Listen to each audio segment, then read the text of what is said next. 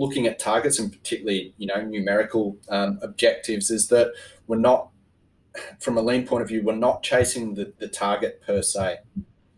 The target is a mechanism to help us have an indicator around the health of our process.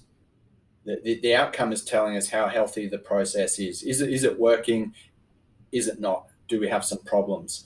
And we can get a bit too caught up in chasing that number and feeling bad about the reds and the misses, and we don't have the conversation enough about the process itself. So, if it's green and we're hitting the target, then we need to be asking questions around why.